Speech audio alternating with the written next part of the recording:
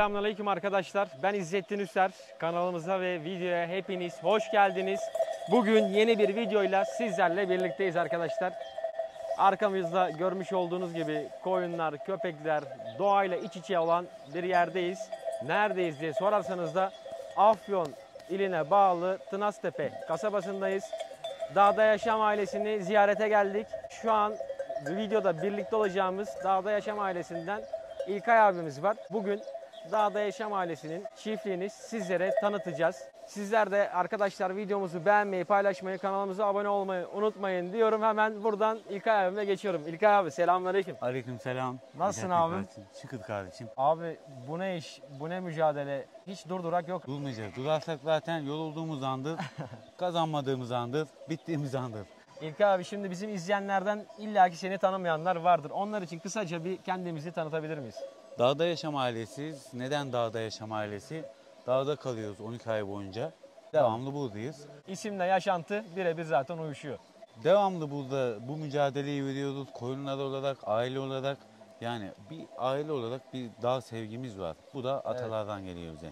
Ne zamandır bu işlerle uğraşıyorsun? Geçmişinde hayvancılık var mı? Atadan mı geliyor bu iş? Valla ta atalardan, yani Osmanlı kültüründen, Orta Asya'dan, ta oralardan geliyor. Aslında biz yürüyoruz. Nasıl yürüdük ama biliyor musun? Biz de görüyoruz abi. Biz yürümeyen yürükleriz. Göçebe değil de Göçebe değil yerleşik. de bulunduğu yerde Evet. yerleşik yörüklerdeniz. Her zaman da zaten mücadelemiz bu özverimizi, sevgimizi, o atalarımızdan gelen inanca, adetlerimize, töremize bağımlı kalmak. Bunu da günümüzde yaşatmak. Abi biz seni sosyal medyadan zaten takipçiniz. Çok güzel projelere imza Allah razı atıyorsun. olsun. Bilhassa o köpeklerinin yaptığı sürüdeki görevleri, gerçekleştirmiş oldukları işler gerçekten çok başarılı. Bu konuda da seni takdir ediyoruz. Bugün öncelikle koyunlarımıza değinmek istiyoruz. Toplamda şu an sayı bayağı kalabalık. Kaç adet koyunumuz var burada? 170 falan koyun var da kuzuyla beraber 250-260 civarında var. 170 tane anaç, Evet, kuzularıyla beraber de 260-270 tane. var şu an. Evet. Bunların içinde kurbanlıklar da var mı abi? Kurbanlıklar ayrı. Onlar da ayrı. Onları da işin içine katarsak bir 350 falan mal 350 baş şu an burada hayvanımız var abi. var. Var, evet. Peki bu 350 baş hayvanımıza ne kadar köpek eşlik ediyor abi şu an? Şimdi buna yeri geliyor 3, 5, 6 tane. Evet. İşte mevsim şartlarına göre. Ama hep uyumlu olan anneli, kardeşli, abili, ablalı gönderiyoruz. Hep aynı köpekler gitmiyor anladığım kadarıyla. Değişimli olarak mı gidiyor? değişimli oluyor ama şimdi bu bahar ayında yeni de bizim dağlarda yine göç oluyor, gelenler oluyor ama daha sakin, kimseye zarar vermesin. Evet, agresif olanları biraz Agresif olanları kış aylarında, güz aylarında salıyoruz daha onları. kimsenin olmadığı zamanlarda. Kimsenin olmadığı zaman. Burada da şuna değinelim. Biz nasıl aile içinde anne, baba, iki kardeş biz buradaysak Evet abi. köpeklerin içinde de bir aile sinerjisi var. Yani buradaki herkes görevini en iyi şekilde yapmaya çalışıyor yani. Köpek olsun, bizde de olalım, hayvanlarımız olsun. Dağda yaşamanın bir sebebi de bu. Evet. İç içe olmak. Bir köpeğin ne yapabileceğini bilmek. Bir hayvanın nereye gidebileceğini bilmek. Tabii ki. Onların bizim dilimizden anlaması. Hayvanlar ve aile bireyleri olarak tam bir ekip halinde çalışıyorsunuz burada. Ekip, Doğru ekip. mudur? Burada Ya hepimiz dışarıdan ekip. hiç yabancı bir şey yok. Hep içinizden üretiyorsunuz. Mesela süreye yabancı hayvan yok. Dışarıdan yabancı köpek getirmiyorsun bildiğim kadarıyla. Evet. Hep kendi damarından, hep kendi kanattığından devam ediyorsun. Yıllardır koruduğumuz ırk, nesli bozmayacaksın. Atalardan gelen koyun neyse, köpeğimiz neyse bunu yansıtmak bu köpeklerde bu başardığımız şeydir.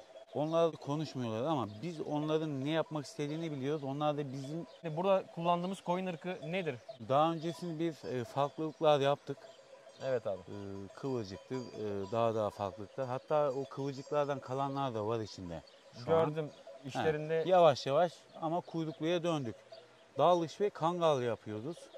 Dağılışa döndük. Evet. Eskiye döndük. Eskiyi tekrar canlandırıyoruz. Neden Eskiye verimliliği yüksek, geçirgenliği yüksek, işte sütünün kalitesi, Evet.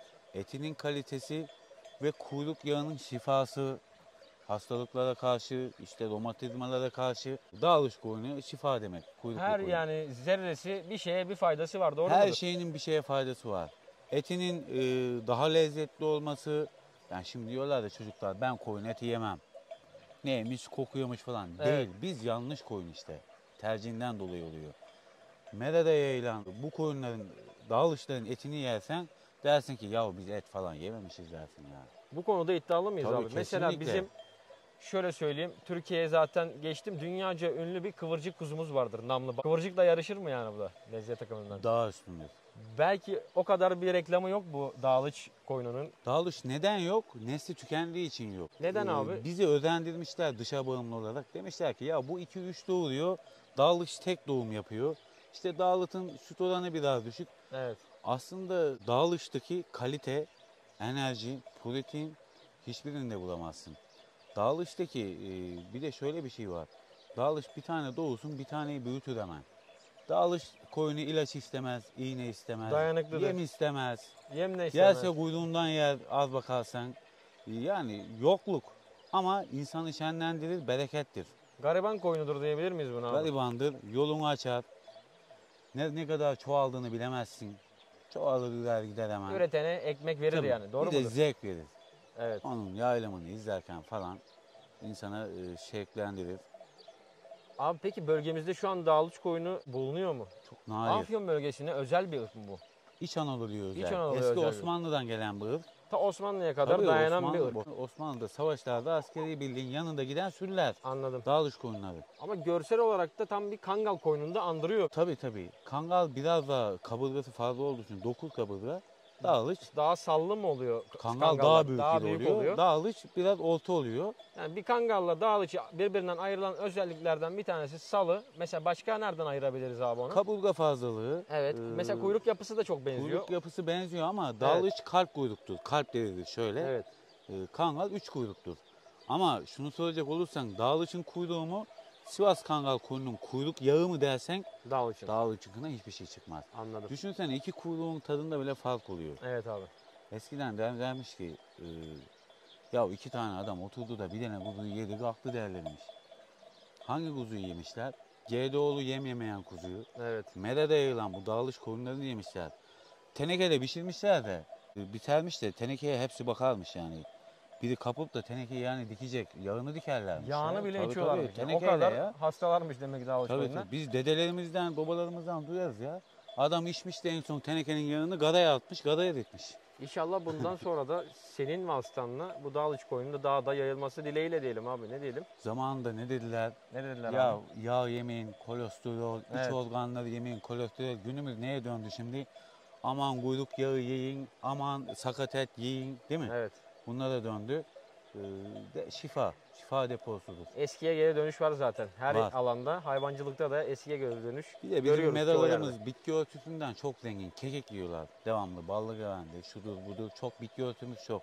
Kekik yiyorlar, doğal otlar yiyorlar dedin ya. Tabii. Hem şöyle bir hayvanların içine doğru gidelim. Bakalım.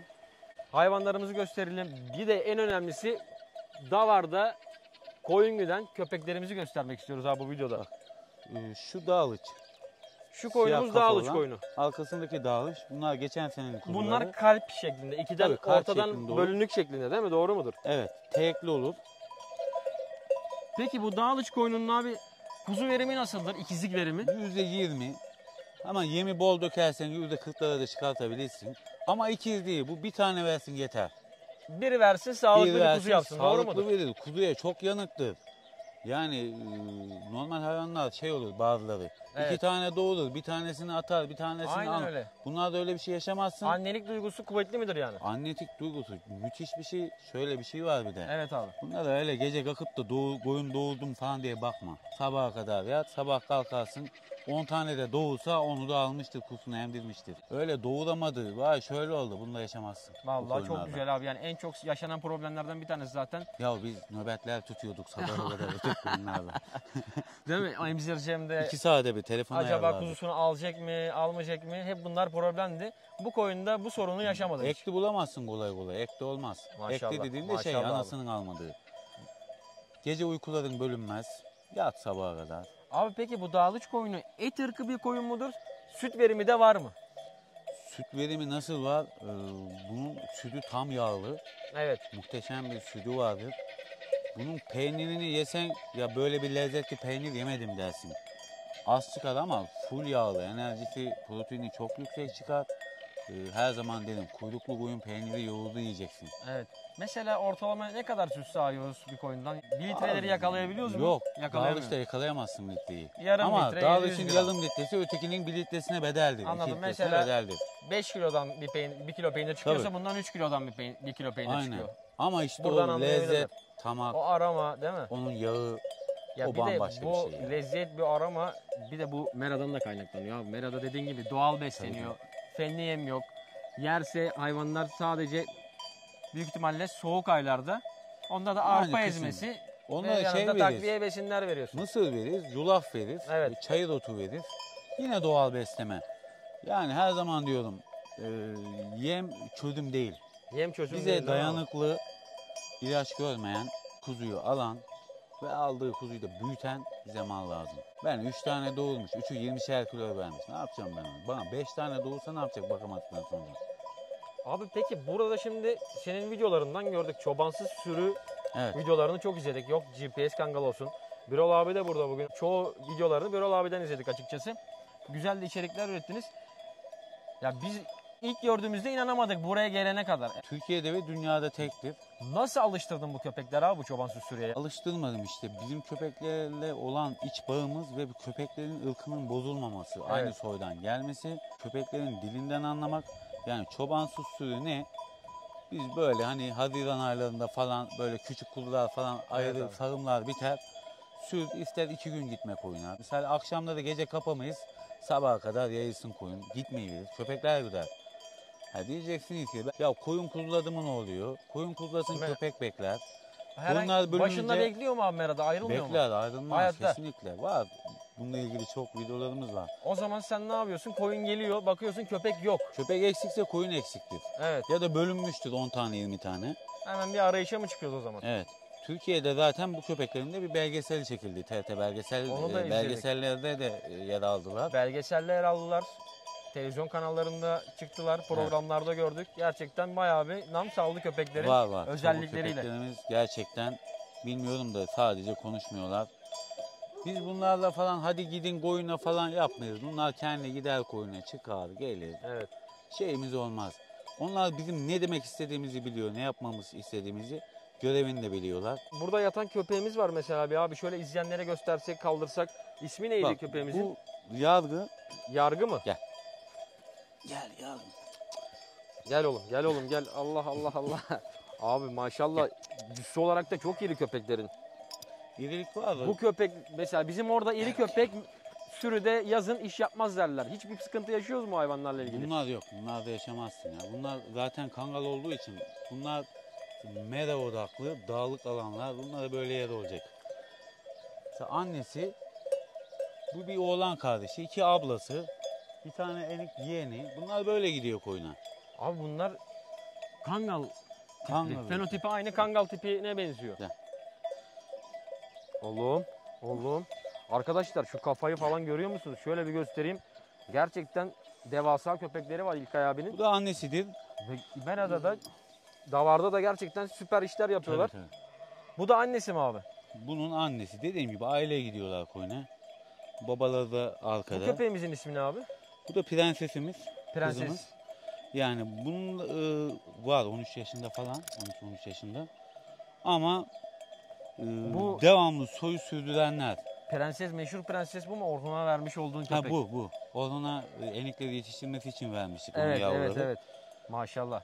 Bu akıl yüklemesi işte ailenin bozulmadığından, tüm aileye sahip çıktığımızdan oluyor bunlar.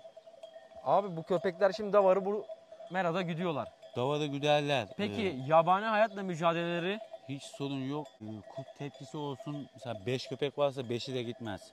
3'ü Evet. gitse biri bekler. Oğlum. Sadece onunla kalmıyor. Dağdasın, koyundasın. Evet. Bir şey lazım oldu. Hani belki bir bıçak isteyeceksin. Koyun hastalandı, iğne isteyeceksin. Annem evden bağlasın bunların birine hemen iğneyi, ilacı. Seni bulur çobana hemen yetiştirirler. Sen mesela 5 kilometre ileridesin. Mera'dan iyice açılmışsın. Git, istediğin evden yer, açılmışsın. aynen. Buradan salıyorsun köpeğe. Ne istiyorsan evden sana getiriyor mu abi? Her şey. Ekmek getirir, yemek getirirler, ilacını, iğnesini. Yani tüm her Maşallah. şeyi alır getirirler. Oğlum. Daha da oğlum farklı gitmek istiyor huyları herhalde. var ya, çok ya.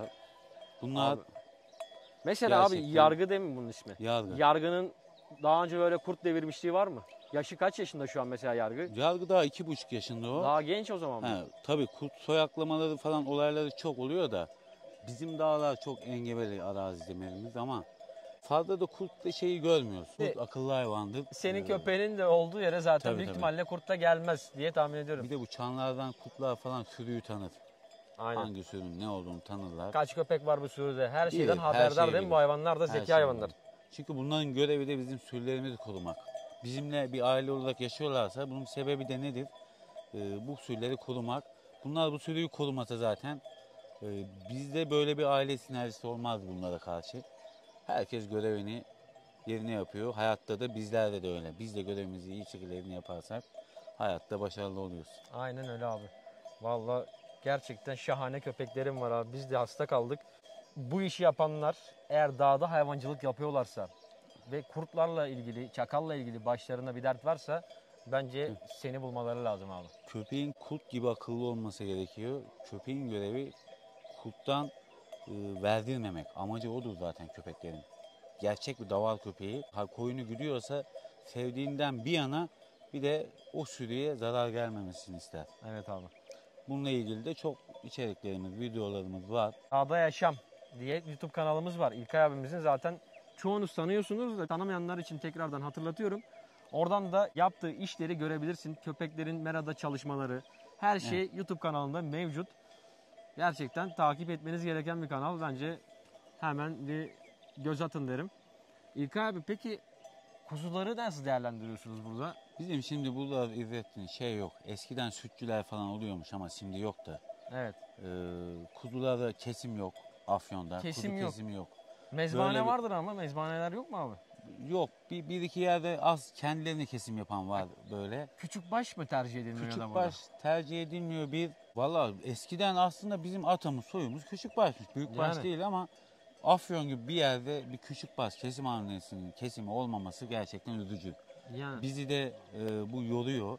Tabii Diyorlar ki. ki işte çobancılık bitiyor, işte koyunculuk abi biter. Niye bitmesin ki? Evet. Bizim kuzularımız İzmir'de kesiliyor. İzmir'e götürüyorlar kuzu kesimine. Böyle bir Afyon gibi bir yerde kesimin olmaması ne oluyor? Bizleri etki ediyor, kazancımızı düşürüyor. Zor. Şu an bölgenin size yaşatmış olduğu zorluklardan bir tanesi de bu. Abi Evet. şöyle sürü de gidiyor. Şu an sürümüz Mera'ya doğru gidiyor. Sabah bir yaylım yaptı galiba sürümüz Sabah değil mi 5 abi? saat, akşam 5 saat yayılım yapar bu havalarda. Yağmurlu. Bir de taze kuzular var ya. Evet Şimdi abi. sıkıntılı oluyor. Ama dediğim gibi bir ay sonra artık sürü tamamen serbestleşir.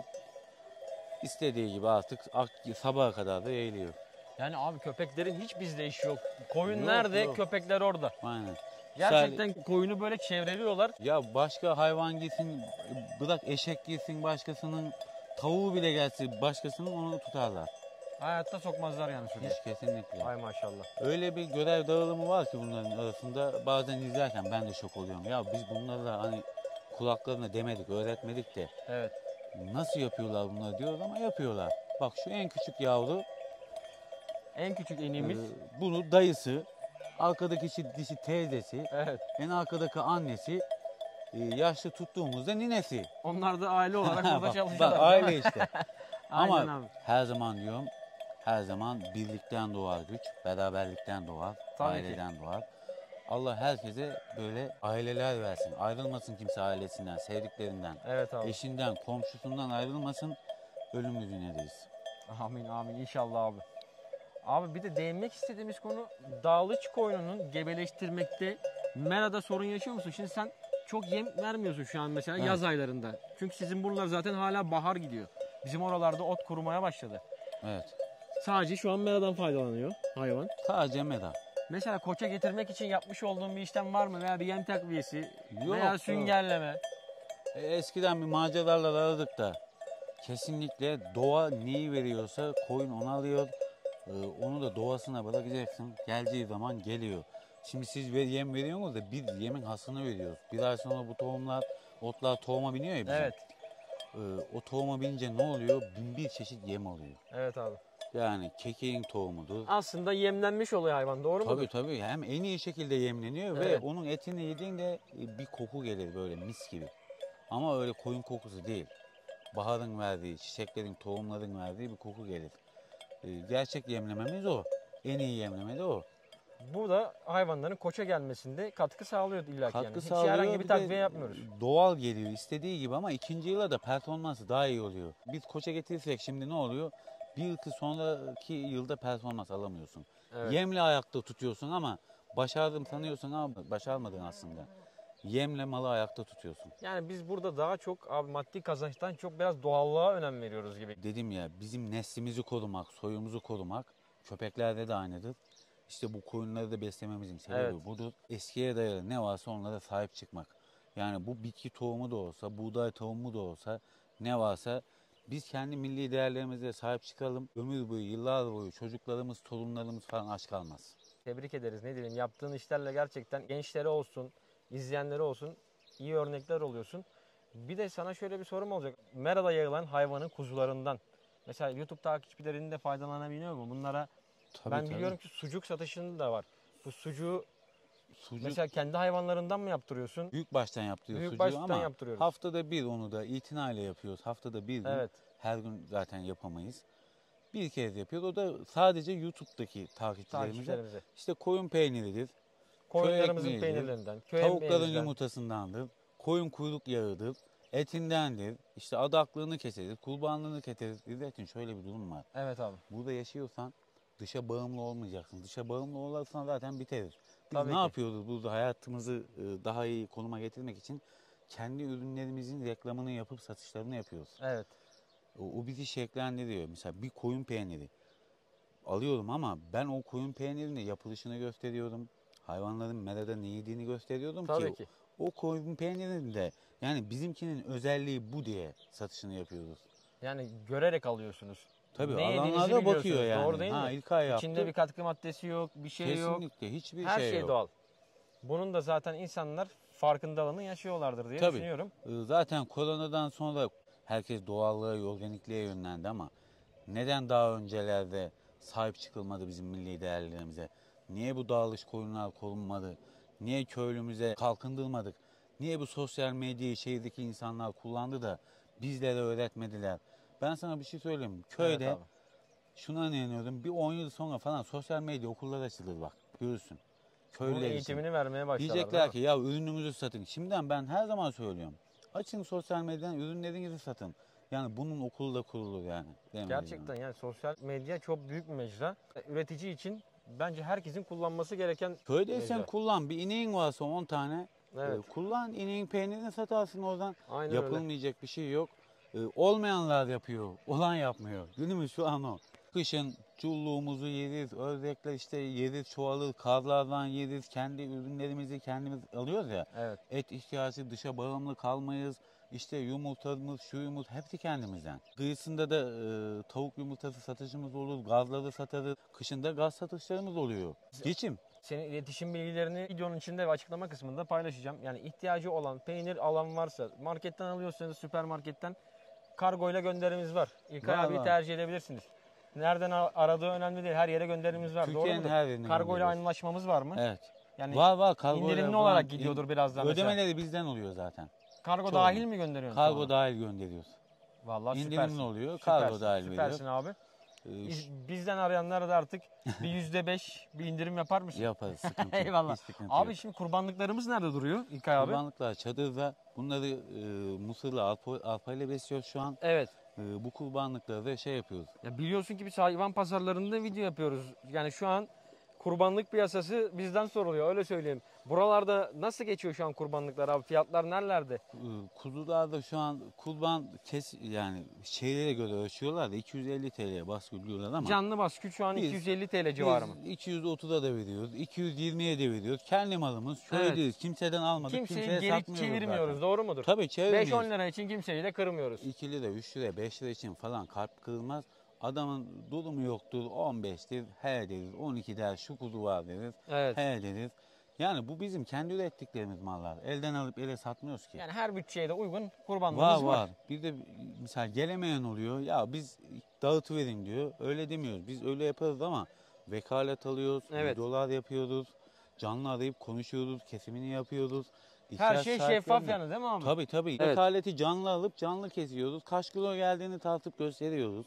İşte kuzunuz bu kilo geldi. Abi süpersin. İşte bunu 7 parçaya bölüyoruz. İşte böldük. Nereye verelim? Kurum kuruluşlara mı istersiniz? Evet. İhtiyaç sahiplerine mi? Bunu bu şekilde itinayla yapıyoruz ama. Abi peki şimdi senin belli bir hitap ettiğin kitle var ve büyük Var. bir kitle. Türkiye'de şu an tanınmış durumdasın. Yani bu sayıyı arttırma düşüncemiz var mı? Bu sayılar yetersiz gelebilir çünkü senin belli bir pazarın oluşacak. İhtiyaca göre yapıyoruz. Kendi mallarımızdan yapıyoruz. Ama şöyle de bir şey var İzzettin. Evet. Fazla büyümek insanı yorar. Biz Yani şu kaliteden ödün vermeyelim. benim ev saygıda. böyle olacak. İşte Evet. biz sekide yatacağız. Aynen doğru Biz söylüyorsun abi. otlumu sıfırların Biz köy başına çocuğuyuz oturacağız. desene doğru Aynen. mudur? Biz çok da gözümüz yok. Evet abi. Mutlu hayatı bulduysan zaten en mutlu sensindir. Abi peki kurbanlıkları gösterme şansımız var mı şu an? Göstereyim. Girebilir Göstereyim. miyiz? Onlar da dağılışlardan, kuyruklardan, kendi kurularımızdan. Şimdi de kurbanlıklarımızın yanına geldik. Yani videoda bahsetmişken ben göstermeden geçmeyelim istedim İlkay abi kurbanlıkları. Senin kurbanlıklar yalnız kuzuluktan maşallah yani yapı olarak koç olmuşlar. Yaşları nasıl ortalama bunların abi? Birin üstünde. 1 yaşında. 10 aylık da var, 9 aylık da var içinde. Tam var. kurbanlık abi bunlar. Tam. Mesela Ya abi şöyle hiç tartıyor musun şeylerden Tartıyoruz. kurbanlıkları? Mesela önümüzdeki gördüğümüz hayvanın mesela fiyatı nedir? Ortalama bir izleyicilerimizden 68 fikir sahibi kilo, olsunlar. 68 gelip onun yapacağı canlı işte biz de 68 kilo falan gelir. gelir. 15 lira, 14 lira onlar da gider. Hay Bizde böyle maşallah. ama. Ya Dışarılarda daha pahalı. ne diyorsun biliyor musun İzzettin? İşte bu yüzden diyoruz. Ya ulaşabiliyor. İnsanlar aslında ulaşabiliyor ama kimsenin işine gelmiyor. Biz tek üreticiyim. Bu mal benim. Bunu ben 12'ye de versem zarar etmem. Niye? Benim bu. Abi kurban günü kesim hizmetimiz var değil mi? Var. Kurbanda yerimiz var. Orada kesiyoruz. Evet. Yine videolu, görüntülü veya bizden aldı, geldi. Burada kesilecek. Bayram birinci günü geliyor, Kesiveriyoruz. hayvanını kestiriyor, etini alıyor gidiyor. Doğru Gidiyor mudur? aynen. Şöyle bir detaylı bir kurbanlıklarımızı gösterelim. Oradan da arkadaşlar dışarıdaki diğer köpeklerimizi göstereceğiz. Oradan da videomuzu sonlandıracağız inşallah. Abi maşallah bunlara iyi bakmışsın yalnız. Ne yediriyoruz abi şu an kurbanlıklarımıza? Sadece mısırlı arpa. Peki bunlar merada yayılıp son kurbana yakın zaman kala mı buraya Tabii. besiye 2 çekildi? ay kala falan. Bunlar zaten bir 8-9 ay merada yayıldı.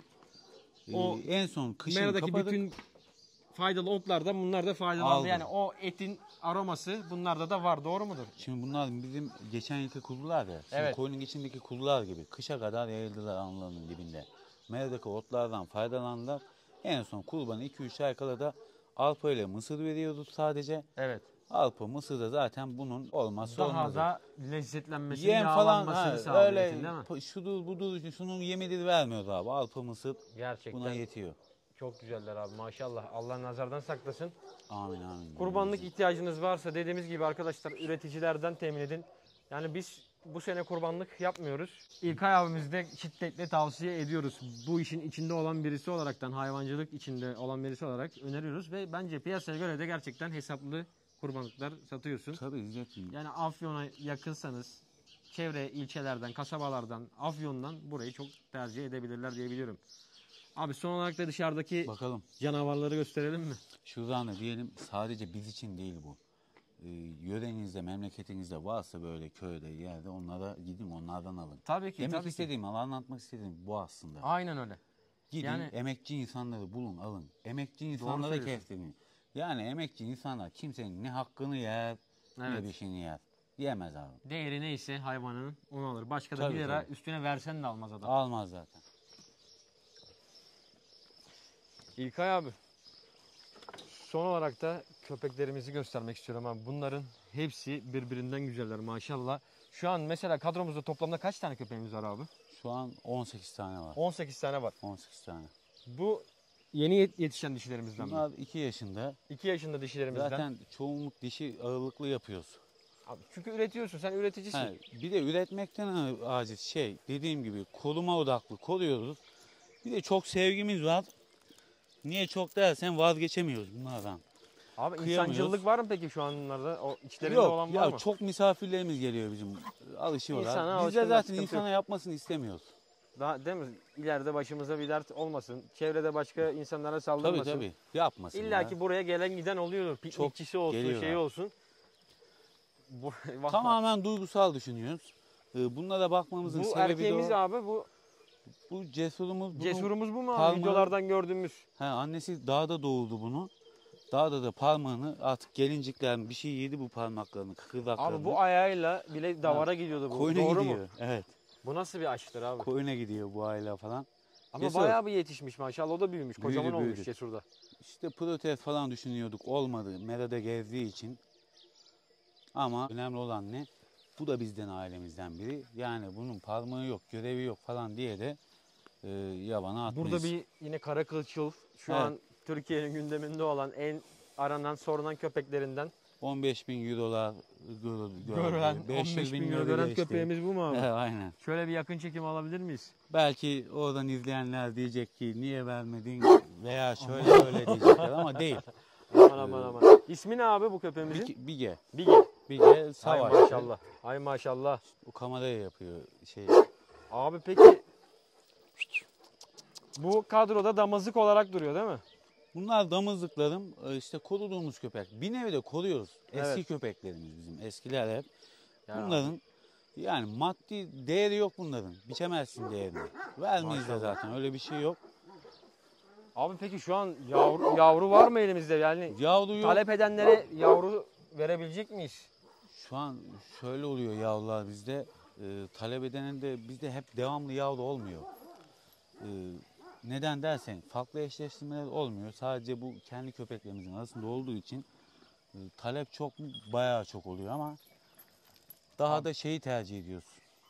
Koyuncular, Yani meralıcılar. yine sürüde görevini devam ettirsin istiyoruz. Ha, Hayvan evet. kafeste kapalı kalmasın istiyoruz. Doğru mu abi? Bu en başları bu köpeğimiz. Bu da abi çiftliğimizin Bu bizim baba köpeği bu mu abi? bu Sattam mı oluyor ismi abi? Sattam, Meşhur Sattam. filmlere konu olan, belgesellere Yerlere konu olan meşhur köpeğimiz. Sattam bu arkadaşlar. Ve çobansız sürüleri yapan Şöyle yakından alsak köpeğimiz buradaki köpeklerin babaları. Hepsinin. hep soy O buzdan mı geliyor? sürüdekilerin de babaları bu köpek. Hay maşallah. Bu köpek bilmiyorum da yani eve gir, bağır, evin içine girer gelir İlkay ünlüyor diye. Ya İşte bu dediğim gibi hanım anam buna heybeyi salsın yemeğimizi açımızı. hepsi sizin evlatlarınız ama Sattam'ın yeri bir ayrı gibi Bu sanki. artık veliaht en baş olduğu için bu. Dur oğlum. En başta bu var. Maşallah abi yani Ama köpeklerin çok de akıllıdır. Acayip boyu, akıllıdır. posu, kostümleri, Şimdi eskiden anlatırdık. kuyruğu Biz olsun, kafa yapısı olsun. çocukluktan da vardı. Ya üstüne binerlermiş falan. Biz aslında büyük olmasını seviyoruz. Neden seviyoruz? O kadar da atik. Hem büyük hem atikler. Evet abi. Güçlü olması köpeklerin. Yani bu cüsseyi taşıyabilmek önemli olan, doğru mu? Tabii. Maşallah İçindeki bak. yürek, akıl, Cesaret, akıl. karakter. Biz şey aramıyorum ben. Yani çok yakışıklıymış falan değil. Biz şuraya bakıyoruz. Yüreğine. Bunun içinde ne var? Evet. Ne yatıyor? Bize ne verebiliyor? Budur. Kimi köpek çok akıllı olur. Hep insanlarda böyle iç gaytaranlar olur ya. Evet abi. Böyle gaytaran köpekler olur. Koyun gider, depede yatar kalır. Gitmez. Bize öyle 2 köpek gün aç kapımızda kalacak, durmaz. aç kalacak, koyunu bırakıp yine gelmezler. Abi Yani işte o bu da kandan köpek- gelen bir şey. Aynen. Gerçekten kanın önemi burada çıkıyor ortaya. Bunlar da yeni yetişen yavrularımız. Bunlar da yine damızlık kadromuzda mı abi? Damızlık, erkek bu ikisi yeni bunları da yetiştiriyoruz. Ürettim. Bunlar da geleceğin Evet işte abi. 2 yaşından sonra da sürüye salmaya başlıyoruz. Şimdi fazla salmıyoruz. Çok yaramazlar. Abi bunlar hep Sattam'ın soyundan mı? Aynen hep aynı. Anneleri de koyundakiler bunların. Ay Dişiler. maşallah. Ay maşallah. Abi Bir nevi koruyoruz ya. Bunlar, misal bu çok farklı. Çok geriden geldi bunun soyu. Evet abi. Bu bayağı işler yapar seneye bu da. Abi şunun güzelliğine bir bakar mısın İsmi abi? Dağlı. İsmine Dağlı koyduk. İnsan karakterinin isminden alınmış. Bu Tam da dağ- dağ gibi büyüdü gidiyor hala biliyor. Daha 11,5-12 aylık bir yavru bu. 11,5-12 aylık. Yavru daha bu. Hay maşallah abi. İnsanların Yani şu anki yüksekliği Kangal'da görebilecekleri son nokta diyebiliriz. şu an 80 santim üstünde mi? Fazla. Fazla değil mi? Yani Daha eskiden biraz daha birkaç santim daha atar herhalde bu. daha 17 aya kadar büyüyecek. Yani Ay bir maşallah. 6 ay daha falan büyümesi. Hem köpeğim iri olsun, Geçmesi hem merada, sürüde görev yapsın, davarda görev yapsın. Hem gösterişli olsun istiyorlarsa bence Tabii. bulmaları gereken sayılı insanlardan Türkiye'de bir tanesi sensin abi, bunu da iddia ediyoruz. Şimdi bu inşallah ileriki senelerde de izleyeceğiz. Yani bunlar daha bir fark, daha geriye gidiyor nesil olarak. Evet. Neden? Eşleştirmelerimiz hep aynı. İlla ki eski genlerden de atıyor değil mi Şimdi yavrulara? Bunu başka Dedesinin dişiyle dedesinden. eşleştiriyor. Dedesinin dedesi geliyor bir Aynen. orada. Aynı kan Sürekli topluluğu yeniliyor olduğu eskiye için. göre. Nesil. Koyunlarda da aynıdır. Evet Nesli abi. bozmadığın sürece hep aynı gider. Amacımız bunları korumak, bunları elimizde tutmak, ileriki zamanlarda yok olmamak, milli değerlerimizi korumak Tabii bir ki, yandan tabii da. ki, Yani tabii biz ki. buna da önem veriyoruz. Abi çok teşekkür ederiz Ne demek, gerçekten. rica Hem Her zaman izleyenlerimiz bekleriz. adına hem kendimiz adına Her zaman Hem beklerim. güzel bir video çekme imkanı sundun bize. Şöyle dur ama. Hem güzel bir video çekme imkanı sundun bize abi. Eline, ağzına, ayağına sağlık. Teşekkür ederiz. Son olarak eklemek istediğin bir şey var mı abi? Vallahi bir kusur işlediysek affola. Sadece yaşantımızı anlattık. Evet abi. Eskide ne gördüysek onları yaşatıyoruz insanlara. Çalışalım. Boş durmak günahtır diyoruz. İnsanoğlunun yapamayacağı hiçbir şey yoktur. Ben buna inanıyorum. Biz dağlarda unutulanlardık İzzettin. Evet. Şu an dağlardaki insanların, köylerdeki insanların hep beraber sesi oluyoruz. Doğru söylüyorsun. Ve Onları keşfediyoruz. Sizler sayesinde, bizler sayesinde onları gün yüzüne çıkarıyoruz eskileri. bu işleri hiç bilmeyen, görmeyen insanlara da bir örnek oluyoruz. Örnek oluyoruz. Bir liderlik yapıyorsunuz abi. Yani gerçekten çok İnsanlar güzel bir şey bizleri izlerken nereden başlayacağını biliyorlar. Evet. Hikaye aramıyorlar, heyecan aramıyorlar. Aynen öyle. Sizler de öyle bilgiler veriyorsunuz. Pazarlarda, hayvan pazarında, koyunculukta. Evet. Ha bak şu oluyormuş, bu oluyormuş. Yani elimizden geldiğince biz de üreticiye olsun, köylüye olsun yardımcı olmaya çalışıyoruz. Allah yolumuzu saptırmasın. Amin. Yolumuzdan Amin etmesin. inşallah abi. Buradan da tekrar diyelim, değerlerimize sahip olalım. Her şeyimizi koruyalım. Gün gelecek eskiyi anlatanlardan değil de, eskiyi yaşatanlardan değil de şimdiki günümüzü anlatanlardan da olalım. Eskimizi yaşatalım. İnşallah, inşallah abi. Evet arkadaşlar, bir videomuzun daha sonuna geldik. Umarım videomuzu beğenmişsinizdir. Eğer videomuzu beğendiyseniz beğen butonuna basmayı, kanalımıza da abone değilseniz hala kanalımıza abone olmayı unutmayın. Bir başka videoda görüşmek üzere diyelim. Kendinize çok iyi bakın. Allah'a emanet olun.